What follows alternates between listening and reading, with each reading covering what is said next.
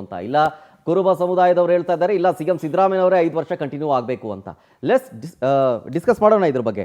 ಲಗ್ಗೆರೆ ನಾರಾಯಣಸ್ವಾಮಿ ಅವ್ರನ್ನ ಮಾತನಾಡಿಸ್ತೀನಿ. ಸರ್, ಪ್ರಮುಖವಾಗಿ ಈಗ ಆಗ್ತಾ ಇರುವಂಥ ಡೆವಲಪ್ಮೆಂಟು, ಈಗ ಒಕ್ಕಲಿಗರ ನಾಯಕರು ಎಲ್ಲ ಸೇರ್ಕೊಂಡು ಹೇಳ್ತಾ ಇರೋದು ಇಲ್ಲ DCM DK ಶಿವಕುಮಾರ್ ಅವರೇ ಮುಖ್ಯಮಂತ್ರಿಯಾಗಿ ಅವಕಾಶ ಕೊಡಬೇಕು, ಅವ್ರ ಪಕ್ಷಕ್ಕಾಗಿ ದುಡಿದಿದ್ದಾರೆ ಅಂತ. ಕೊಡ್ತಾರೆ ಅಂತ ಅನ್ಸುತ್ತಾ? ಈಗ ಆಗ್ತಿರುವಂಥ ಬೆಳವಣಿಗೆ ನೋಡ್ತಾ ಇದ್ರೆ ಖಂಡಿತ ಕೊಡ್ತಾರೆ ಅಂತ ಅನಿಸುತ್ತೆ. ಆದರೆ ಇವೇನು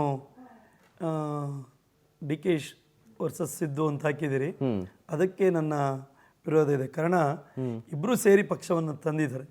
ಇಬ್ರು ಕಾಂಗ್ರೆಸ್ ಪಕ್ಷಕ್ಕೆ ದೊಡ್ಡ ಶಕ್ತಿ. ಹೌದು, ಸಿದ್ದರಾಮಯ್ಯವ್ರು ಇರ್ಬೋದು, DK ಶಿವಕುಮಾರ್ ಸಾಹೇಬ್ರು ಇರ್ಬೋದು, ಇಬ್ರು ದೊಡ್ಡ ಶಕ್ತಿ. ಈ ಭಾವನೆಗಳೇನಿದೆ ಜನರಲ್ಲಿ, ಕಾರ್ಯಕರ್ತರಲ್ಲಿ, ಸಿದ್ದರಾಮಯ್ಯವ್ರ ಟರ್ಮ್ ಮುಗಿದ್ಮೇಲೆ DK ಶಿವಕುಮಾರ್ ಅವರು ಆಗ್ತಾರೆ ಅಂತ ಆ ಒಂದು ಆಸೆಗಳಿಟ್ಕೊಂಡು ನಾವು ಸಹ ಈಗ ಬೇರೆ ಪಕ್ಷದಿಂದ ಬಂದು ಸಪೋರ್ಟ್ ಮಾಡಿ ಎಲೆಕ್ಷನ್ ಮಾಡಿದ್ವಿ. ನಂತರ ಸಾವಿರಾರು ಜನ ಹಳೆ ಮೈಸೂರು ಭಾಗದಲ್ಲಿ DK ಶಿವಕುಮಾರ್ ಸಾಹೇಬರು ಮತ್ತೆ ನಮ್ಮ ಸಮುದಾಯದವರು ಆಗ್ಬೋದು ಅಂತ ಬಯಸಿದಾರೆ, ತಪ್ಪಲ್ಲ. ಹಂಗಂತ DK ಶಿವಕುಮಾರ್ ಸಾಹೇಬರು ಬರೀ ಒಕ್ಕಲಿಗ ನಾಯಕರಲ್ಲ, ಇಲ್ಲ ಸಿದ್ದರಾಮಣ್ಣ ಕುರುಬ ನಾಯಕರು ಅಲ್ಲ. ಹೌದು, ಇವರು ಎಲ್ಲ ಜಾತಿಯ ಎಲ್ಲ ಧರ್ಮವನ್ನು ಇಬ್ಬರೂ ಸಹ ಸಮಾನವಾಗಿ ತೊಗೊಂಡೋದಂಥ ನಾಯಕರು. ಸೊ ಎಂದೂ ಜಾತೀಯತೆಯನ್ನು ಮಾಡಿದಂಥವ್ರಲ್ಲ, ಹೌದು, ಪಕ್ಷಕ್ಕಾಗಿ ದುಡಿದಂಥವ್ರು, ಪಕ್ಷದ ಅಧ್ಯಕ್ಷರು ಅವಕಾಶ ಮಾಡ್ತಾರೆ ಅಂತ ಕಾರ್ಯಕರ್ತರು ಮತ್ತು ಸಮುದಾಯದಲ್ಲಿ ಆ ಆಸೆ ಇದೆ. ಅದನ್ನು ತಪ್ಪು ಅಂತ ಹೇಳಲಿಕ್ಕೆ ಬರೋದಿಲ್ಲ. ಆಮೇಲೆ ಯಾವುದೋ ಒಂದು ಸಮುದಾಯದ ನಾಯಕರು ನಮ್ಮ ನಾಯಕರು ಆಗಬೇಕು ಅಂತ ಹೇಳಿದ್ರೆ ಕುರುಬ ನಾಯಕರು ಹೇಳಿದ್ರು ತಪ್ಪಿಲ್ಲ, ಒಕ್ಕಲಿಗರ ನಾಯಕರು ಹೇಳಿದ್ರು ತಪ್ಪಿಲ್ಲ. ಆದರೆ ಮಾತು ಕೊಟ್ಟಿದ್ರೆ ಅವಕಾಶವನ್ನು ಕೊಡಬೇಕಾಗ್ತದೆ. ಮಾತು ಕೊಟ್ಟಿದ್ರೆ ಅವಕಾಶವನ್ನ ಕೊಡಲೇಬೇಕು ಅನ್ನೋದು ನಿಮ್ಮದು. ಓಕೆ, ಇದ್ರ ಬಗ್ಗೆ ಮಾತಾಡ್ತೀನಿ. ಮತ್ತೊಬ್ಬರು ಗೆಸ್ಟ್ ಜಾನ್ ಆಗಿದ್ದಾರೆ, ಮೈಸೂರು ಒಕ್ಕಲಿಗರ ಸಂಘದ ಜಿಲ್ಲಾಧ್ಯಕ್ಷರು ಮರಿಸ್ವಾಮಿ ಅಂತ. ಮರಿಸ್ವಾಮಿ ಸರ್, ಕಾರ್ಯಕ್ರಮಕ್ಕೆ ಸ್ವಾಗತ ನಿಮಗೆ. ನಮಸ್ತೆ ಸರ್.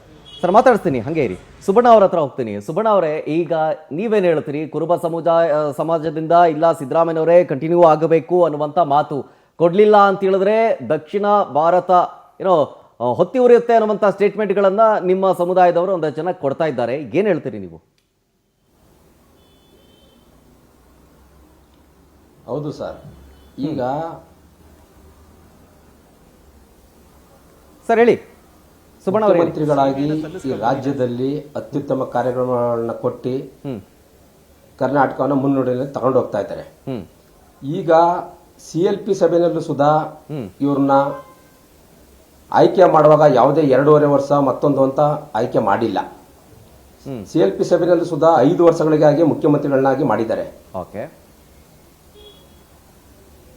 5 ವರ್ಷದಲ್ಲಿ ಈಗ 2.5 ವರ್ಷ ಆದ್ಮೇಲೆ ಈಗ ಹೊಸ ಬೆಳವಣಿಗೆ ಇದು. 2.5 ವರ್ಷ ಮುಗಿದ ಮೇಲೆ ಮತ್ತೆ ಬದಲಾವಣೆ ಅದು ಇದು ಅಂತ ಹೇಳ್ತಾ ಇದ್ದಾರೆ. ಇಲ್ಲ ಸರ್, ಏನ್ ಗೊತ್ತಾ, ಈಗ ಬೆಂಕಿ ಇಲ್ಲದೆ ಹೊಗೆ ಆಡಲ್ಲ ಅನ್ನುವಂತ ಒಂದು ಮಾತಿದೆ ಅಲ್ವಾ? ಬೆಂಕಿ ಇಲ್ಲದೆ ಹೊಗೆ ಆಡಲ್ಲ. ಡಿಸ್ಕಷನ್ ಆಗ್ಲಿಲ್ಲ ಅಂತಂದ್ರೆ ಈ 2.5 ವರ್ಷದ ಎಲ್ಲೂ ಹೇಳಿಲ್ಲ. ಈಗ ಒಂದು ವಾರದಿಂದ ಇದು 2.5 ವರ್ಷ ಅಂತೇಳಿ ಇದನ್ನ ಮಾಡ್ತಾ ಇದ್ದಾರೆ. ಸುಬಣ್ಣ ಅವರೇ ಒಂದ್ ಸೆಕೆಂಡ್. ಆದ್ರಿಂದ ಸಿದ್ದರಾಮಯ್ಯನವ್ರಿಗೆ ಏನಾರ ಈ ಹಿಂದೆನೆ CLP ಸಭೆನಲ್ಲಾಗ್ಲಿ ಇಲ್ಲ ಮುಖ್ಯಮಂತ್ರಿಗಳಾಗ್ಲಿ ನೀವು 2.5 ವರ್ಷಗಳಿಗೆ ಮುಖ್ಯಮಂತ್ರಿ ಅಂತ ಹೇಳಿದಿದ್ರೆ ನನ್ನ ತಿಳಿದ ಹಾಗೆ ಸಿದ್ದರಾಮಯ್ಯನವರು ಅವತ್ತು ಸುಧಾ ಒಪ್ತಾ ಇತ್ತಿಲ್ಲ. ಆಯ್ತಾ? ಸಿದ್ದರಾಮಯ್ಯನವರು ನಾನು ತಿಳಿದಂಗೆ ಕೊಟ್ಟ ಮಾತು ಇಟ್ಟ ಹೆಜ್ಜೆ ಯಾವತ್ತು ಇಲ್ಲಿ ಗಂಟೆ ಹಿಂದೆ ತೆಗ್ದಿಲ್ಲ. ಅವರು ಮಾತು ಕೊಟ್ಟಂತಾನೆ ನಡೀತಾರೆ. ಸುಮ್ಮನೆ ಇಲ್ಲ ಸಲ್ಲದ ಆರೋಪಗಳನ್ನ ಮಾಡಿದ್ದೇನೆ ಸಿದ್ದರಾಮಯ್ಯನವರ ಬಗ್ಗೆ ತೇಜೋವಧೆ ಮಾಡೋದು ಚೆನ್ನಾಗಿರಲ್ಲ. ಯಾಕೆ ಅಂದ್ರೆ ಈಗ ನೋಡಿ, ರಾಜ್ಯದಲ್ಲಿ ಎಲ್ಲಾ ಕಡೆನೂ ಸಿದ್ದರಾಮಯ್ಯನವರು 2.5 ವರ್ಷಕ್ಕೆ ಹೇಳಿದ್ರು ಅಂತ ಹೇಳಿದ್ದೇನೆ. ಈಗ ಸುಮ್ಮನೆ ಇದು ಹೇಳ್ತಾ ಇದ್ದಾರೆ. ಈಗ ಹಿಂದೆ ಇವ್ರು ಏನ್ ಹೇಳಿದ್ರು, ನಾವು 5-6 ಜನ ಕುಂತಾಗ ಹೇಳಿದ್ದು ಅಂತ. ಈಗ ಇವ್ರು 5-6 ಜನ ಹೇಳಿದ್ದೇ ಆಗಿದ್ದಿದ್ರೆ ಅಲ್ಲೇ ಬಗೆಹರಿಸ್ಕೊಂಡಿದ್ರೆ ಕಾಂಗ್ರೆಸ್ ಇನ್ನು ಬಹಳ ಚೆನ್ನಾಗಿರ್ತದೆ ಅನ್ನೋದು ನಮ್ಮ ಒಂದು ಅನಿಸಿಕೆ ಸರ್. ಅಲ್ಲ ಸುಬಣ್ಣ ಅವರೇ, ನಾನು ಪ್ರಶ್ನೆ ಕೇಳ್ತಾ ಇದ್ರೆ ನಿಮಗೆ 2.5 ವರ್ಷ ಅಧಿಕಾರದ ಹಂಚಿಕೆಯ ಬಗ್ಗೆ ಪ್ರಸ್ತಾಪ ಆಗಿಲ್ಲ ಅನ್ನೋದಾದ್ರೆ, ಇಫ್ ಇನ್ ಕೇಸ್ ಆಗಿದ್ರೆ ಏನ್ ಮಾಡ್ತೀರಿ? ಇಫ್ ಇನ್ ಕೇಸ್ ಆಗಿದ್ರೆ 2.5 ವರ್ಷ ಅಧಿಕಾರ ನೀವು ಆದ್ಮೇಲೆ DK ಶಿವಕುಮಾರ್ ಅವರಿಗೆ ಕೊಡಿ ಅಂತ ಇದ್ರೆ ಏನ್ ಮಾಡೋದು? ಇಲ್ಲ ಅದು ಯಾವ ಕಾರಣಕ್ಕೂ ಆಗಿರಲ್ಲ. ಯಾಕೆಂದ್ರೆ ನಮ್ಗೆ ಸಿದ್ದರಾಮಯ್ಯ ಅಲ್ಲ ಆಗಿರೋದು ಅದು ಪಕ್ಕಕ್ಕಿಡೋಣ ಸರ್. ಆಗಿದ್ರೆ ಸುಬ್ಬಣ್ಣವರೇ, ಅಲ್ಲಿ ನಾವು ಆಗ್ಲಿ ನೀವಾಗ್ಲಿ ಇರ್ಲಿಲ್ಲ. ಅಲ್ಲಿ ಯಾರು ಇದ್ರು ಅದೇ closed ಅವ್ರಿಗೆ door ಅಲ್ಲಿ. ಅವ್ರಿಗೆ ಸತ್ಯ ಗೊತ್ತಿರುತ್ತೆ. Closed door ನಾವು ಹಿಂದಿಂದ ಒಂದು ಜ್ಞಾಪಿಸ್ಕೊಳ್ಳಿಕ್ಕೆ ಇಷ್ಟಪಡ್ತೀವಿ. ನಾವೆಲ್ಲ ಜನತಾ ದಳದಲ್ಲಿ ಕುಮಾರಣ್ಣನ ಜೊತೆಲಿ ಇದ್ದಂಥವ್ರು. ಇಡೀ ದೇಶದಲ್ಲಿ ಕುಮಾರಣ್ಣನ ನಂತರ ಆಡಳಿತ 20 ತಿಂಗಳ ಆಡಳಿತ ಸುವರ್ಣ ಅಕ್ಷರ ಬರೆದಿಡಿ ಅಂತ ಪ್ರತಿ ಮಗು ಮಾತಾಡಂತ ಪರಿಸ್ಥಿತಿ. ಹೌದು. ಅವರ ಅಧಿಕಾರ ಯಡಿಯೂರಪ್ಪನವ್ರು ಕೊಡ್ಲಿಲ್ಲ ಅನ್ನೋದು ಒಂದೇ ಒಂದು ಕಾರಣ. ಕಾರಣಕ್ಕೆ, ಅವರ ಸೇವೆ, ಅವರ ಮಾಡಿದಂಥ ಕೆಲಸ ಸಂಪೂರ್ಣ ನೀರಲ್ಲಿ ಹೋಮ ಮಾಡ್ದಂಗಾಯ್ತು. ನಿಜ ನಿಜ. 16-18 ಗಂಟೆ ಕೆಲಸ ಮಾಡಿದ್ರು ನಾವು ನೋಡಿದ್ವಿ. ಹೌದು. ಜನತಾ ದರ್ಶನ ಆಗ್ಬೋದು, ಸಾರಾಯಿ ನಿಷೇಧ ಇರ್ಬೋದು, ಸಿಂಗಲ್ ಲಾಟ್ರಿ ಇರ್ಬೋದು, ಒಳ್ಳೊಳ್ಳೆ ಕಾರ್ಯಕ್ರಮಗಳ, ರೈತರ ಸಾಲ ಮನ್ನಾ ಇರ್ಬೋದು, ಹಳ್ಳಿಗಳಲ್ಲಿ ವಾಸ್ತವ್ಯ ಹೂಡಿದ್ದಿರ್ಬೋದು, ಎಲ್ಲವೂ ಸಹ ಬಹಳ ವಿಶೇಷವಾಗಿತ್ತು. ತಪ್ಪು ನಡೆದ ತಕ್ಷಣ ಯಡಿಯೂರಪ್ಪನವ್ರಿಗೂ ಕುಮಾರಸ್ವಾಮಿಯವ್ರಿಗೂ ಅಷ್ಟಕ್ಕೆ MLAಗಳು ಹೊಡ್ತಾ ಬೀಳಲಿಲ್ಲ. ಅದು ಕೆಳ ಹಂತದಲ್ಲಿ ಯಾರೋ ಜಿಲ್ಲಾ ಪಂಚಾಯತ್ ಮೆಂಬರ್ ಆಗಬೇಕು, ಯಾರೋ ಕಾರ್ಪೊರೇಟರ್ ಆಗಬೇಕು, ಯಾರೋ MLA ಆಗಬೇಕು ಅಂತ 3ನೇ ಹಂತದಲ್ಲಿ ಬೆಳೀತಿದ್ದ ಯುವಕರು ಎಲ್ಲರ ಬದುಕು ಹಾಳಾಯಿತು. ನಿಜ ನಿಜ. ಇವತ್ತು ಅಷ್ಟೇ ಸಿದ್ದರಾಮಣ್ಣವರ ಸರ್ವಿಸ್ ಬಗ್ಗೆ ಆಗಲಿ, ಸಿದ್ದರಾಮಣ್ಣವ್ರ ಸಿದ್ಧಾಂತದ ಬಗ್ಗೆ ಆಗಲಿ, ಯಾವುದೇ ಸಮುದಾಯದ, ಯಾವುದೇ ಅದು ಕಾಂಗ್ರೆಸ್ ಪಕ್ಷದ ಯಾವುದೊಬ್ಬ ಕಾರ್ಯಕರ್ತನು ಒಂದು ಮಾತು ಇಲ್ಲ. ಅವಕಾಶ ಮಾತ್ರ ಅವ್ರ ಅವಕಾಶವನ್ನು ಕೊಟ್ಟಿದ್ರೆ ಕೊಡಬೇಕು. ಯಾಕೆಂದ್ರೆ ದುಡ್ದಿದ್ದಾರೆ. DK ಶಿವಕುಮಾರ್ ಸಾಹೇಬರು, ಸಿದ್ದರಾಮಣ್ಣ ಅಷ್ಟೇ ದುಡ್ದಿದ್ದಾರೆ. ಯಾರೋ ಸಿದ್ದರಾಮಣ್ಣನ ದೂಷಣೆ ಮಾಡ್ತಿಲ್ಲ. ಅದನ್ನ ಇದು ಮಾಡಬೇಕು. ಅವ್ರ ಬಗ್ಗೆ ಹೆಮ್ಮೆ ಇದೆ, ಗೌರವ ಇದೆ, ಸೀನಿಯರಿಟಿ, ಅವ್ರ ಸೇವೆ ಪಕ್ಷಕ್ಕೂ ಬೇಕು, ರಾಜ್ಯಕ್ಕೂ ಬೇಕು, ಸಮಾಜಕ್ಕೂ ಬೇಕು. ಅವರು ಬರೀ ಕುರುಬ ನಾಯಕರು ಅಂತ ಯಾವುದೇ ಕಾರಣಕ್ಕೂ ಘೋಷಣೆ ಮಾಡಬಾರ್ದು. ಅವರು ಸಮುದಾಯದ ನಾಯಕರು. ಹಾಗೆ DK ಶಿವಕುಮಾರ್ ಅಷ್ಟೇ ಒಕ್ಕಲಿ ನಾಯಕರಲ್ಲ. ರಾಜ್ಯದ ಪ್ರತಿ ಸಮುದಾಯಗಳ ಎಲ್ಲಿ ಚಿಕ್ಕ ಚಿಕ್ಕ ಸಮುದಾಯದ ಏನಾದರೂ ಶಕ್ತಿಯನ್ನು ತುಂಬಿದ್ದಾರೆ ಅಂದರೆ ಈ ನಾಯಕರುಗಳು ಇದಾಗಿದೆ. ಮರಿಸ್ವಾಮಿ ಅವರೇ, ನೀವೇನು ಹೇಳ್ತೀರಿ?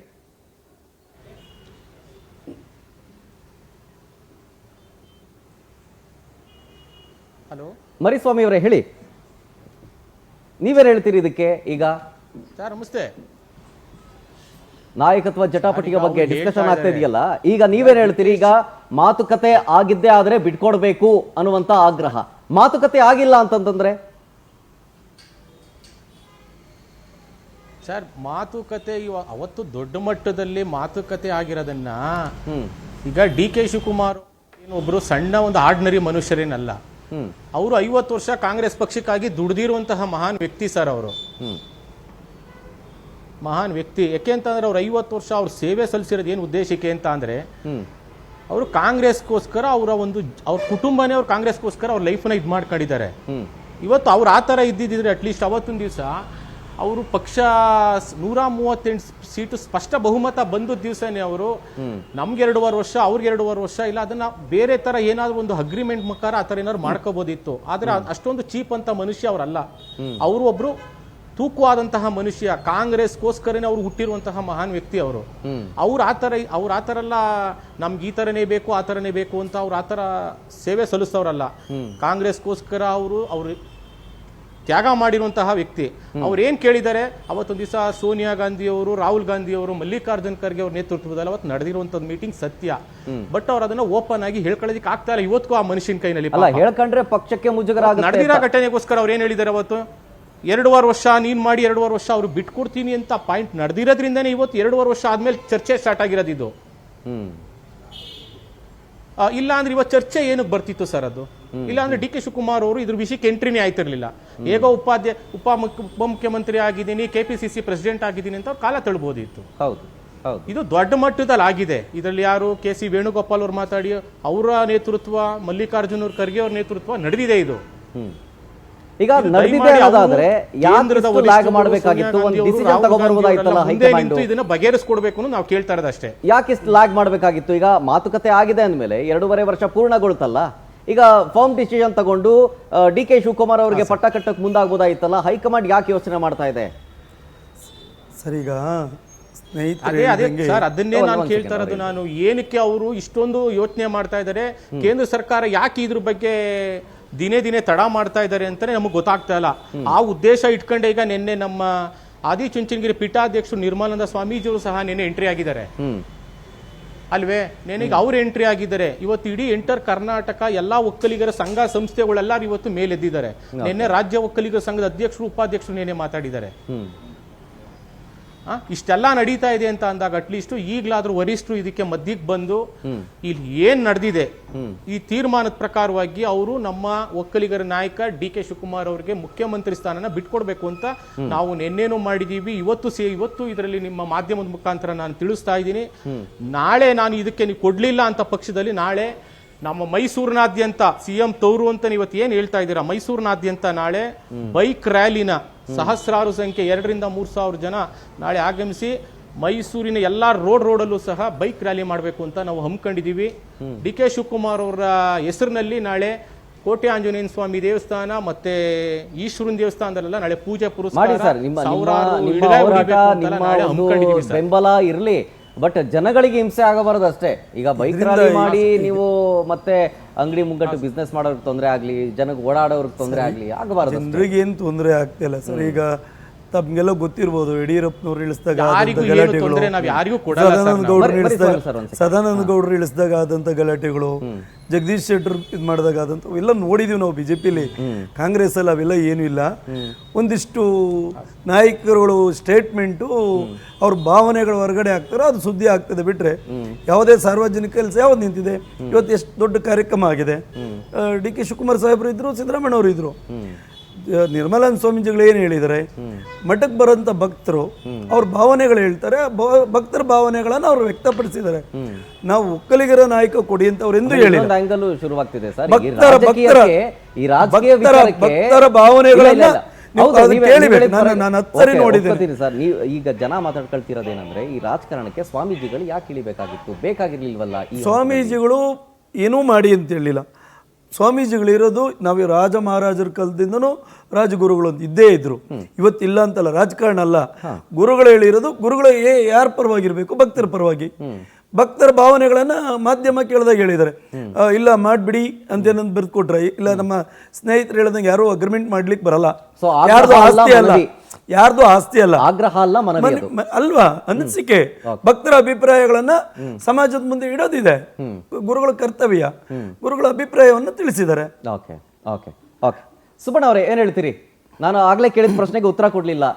ಈಗ ಮಾತುಕತೆ ಆಗಿದ್ರೆ ಇಫ್ ಇನ್ ಕೇಸ್ ಬಿಟ್ಕೊಡ್ಬೇಕು ಸ್ಥಾನವನ್ನ ಅಂತ, ಬಿಟ್ಕೊಡಕ್ ರೆಡಿ ಇದಾರ ಅಂತ?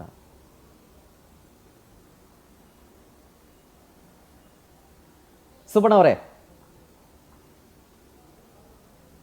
ಸರ್, ಮಾತುಕತೆ ಆಗಿದ್ರೆ ಸಿದ್ದರಾಮಯ್ಯನವರು ಬಿಟ್ಕೊಡ್ಬೇಕಾ ಬೇಡವಾ? ನಿಮ್ಮ ಅನಿಸಿಕೆ? ಇಲ್ಲ, ನಮ್ಮ ಅನಿಸಿಕೆ ಮಾತುಕತೆ ಆಗಿರಲ್ಲ. ಆಗಿದ್ರು ಸುಧಾ ಈಗ 2.5 ವರ್ಷಗಳನ್ನ ತುಂಬಿಸಿದ್ದಾರೆ. ಇನ್ನು ಹಲವಾರು ಕಾರ್ಯಕ್ರಮಗಳನ್ನ ಕೊಡಬೇಕಾಗಿದೆ. ಈಗ ಇವರು ಕೊಟ್ಟಂತ ಭರವಸೆಗಳಲ್ಲಿ ಈಗ 50% ಸುಬ್ಬಣ್ಣ ಅವರೇ ಮಾತಾಡಿ ಭರವಸೆಗಳನ್ನ ಪೂರೈಸಿದ್ರೆ ಇನ್ನು 50% ಭರವಸೆಗಳಿದೆ. ಭರವಸೆಗಳಿದೆ ಮತ್ತೆ ಹಲವಾರು ಕಾರ್ಯಕ್ರಮಗಳು ಇನ್ನು ಮುಂದೆ ಇದೆ. ಆ ಕಾರ್ಯಕ್ರಮಗಳನ್ನೆಲ್ಲಾನು ಅವ್ರನ್ನ ಮಾಡೋದಕ್ಕೆ ಬಿಡಬೇಕು ಅನ್ನೋದು ನಮ್ಮ ಮನವಿ. ಸೊ ಹಂಗಾದ್ರೆ ಯಾವುದೇ ಕಾರಣಕ್ಕೂ ಸಿದ್ದರಾಮಯ್ಯನವರು ಬಿಟ್ಕೊಡ್ಬಾರ್ದು ಅನ್ನೋದು ನಿಮ್ಮ ಒಲವು. ಅಂದ್ರೆ ನೀವೇ ಹೇಳ್ತಾ ಇದ್ದೀರಿ ಸಿದ್ದರಾಮಯ್ಯನವರು ಆವಾಗ ನೀವೇ ಹೇಳಿದ್ರಲ್ಲ ಸರ್, H.D. ಕುಮಾರಸ್ವಾಮಿ ಅವರು ಏನು ಓಪನ್ ಆಗಿ ನಾನು ಬಿಟ್ಕೊಡಲ್ಲ ಅಂತ ಹೇಳಿ ವಚನ ಭ್ರಷ್ಟರಾದ್ರು, ಹಂಗೆ ಸಿದ್ದರಾಮಯ್ಯನವರು ಬಿಟ್ಕೊಡ್ಲಿಲ್ಲ ಅಂತಂದ್ರೆ ಇಫ್ ಇನ್ ಕೇಸ್ ಮಾತುಕತೆ ಆಗಿದ್ರೆ ಅವಾಗ ವಚನ ಭ್ರಷ್ಟ ಆಗೋದಿಲ್ಲ ಅವರು? ಇಫ್ ಇನ್ ಕೇಸ್ ಮಾತುಕತೆ ಆಗಿದ್ರೆ ಬಿಟ್ಕೊಡ್ಲಿಲ್ಲ ಅಂತಂದ್ರೆ ವಚನ ಭ್ರಷ್ಟ ಆಗೋದಿಲ್ವಾ ಅವಾಗ? ನಾನು ಅದೇ ಹೇಳ್ತೀನಿ. ಈಗ ನಮ್ಮ ಸ್ನೇಹಿತರು ಲಕ್ಷ್ಮೀನಾರಾಯಣ ಅವ್ರು ಹೇಳ್ತಾ ಇದ್ರು ಲಗ್ಗೆರೆ ನಾರಾಯಣ ಸ್ವಾಮಿ ಯಡಿಯೂರಪ್ಪ ಕುಮಾರಸ್ವಾಮಿ ಅವರ ಸರ್ಕಾರದಲ್ಲಿ ಮಾಡಿದಂತ ಕಾರ್ಯಕ್ರಮಗಳೆಲ್ಲನೂ ಒಳೆನಲ್ಲಿ ಉಣ್ಸಂಟಿ ಇದ್ದಂಗೆ ಅಂತ. ಅದರಿಂದ ನಾವ್ ಹೇಳ್ತಾ ಇರೋದು ಸಿದ್ದರಾಮಯ್ಯನವ್ರೇನಾರ ಭರವಸೆ ಕೊಟ್ಟಿ ಮಾತುಕತೆ ಆಡಿದ್ದೆ ಆದ್ರೆ ನಾವು ತಿಳಿದಿರಂಗೆ, ನಾನು ಸುಧಾ ಮುಖ್ಯಮಂತ್ರಿಗಳಾಗುವಾಗ ನಾನು 2 ದಿನ ದೆಹಲಿನಲ್ಲೇ ಇದ್ದೆ. ನಮಗೆ ಕಂಡು ಬಂದಂಗೆ ಯಾವುದೇ ರೀತಿ ಮಾತುಕತೆಗಳು ಆಗಿಲ್ಲ. ನಾವು ಇಲ್ಲಿ ತನಕ ಅವ್ರ ಜೊತೆಲಿದ್ದಂಗೆ ಇಲ್ಲಿ ತನಕನೂ ಅವರು ಸುಧಾ ನಮ್ಗೆ 2.5 ವರ್ಷ ಅಂತ ಹೇಳಿಲ್ಲ. ಆ ಭರವಸೆ ಮೇಲೆ ನಾನು ಹೇಳ್ತಾ ಇದ್ದೀನಿ, ಯಾವುದೇ ರೀತಿ 2.5 ವರ್ಷ ಅಂತ ಆಗಿಲ್ಲ ಅನ್ನೋದನ್ನ ಅಷ್ಟೇ.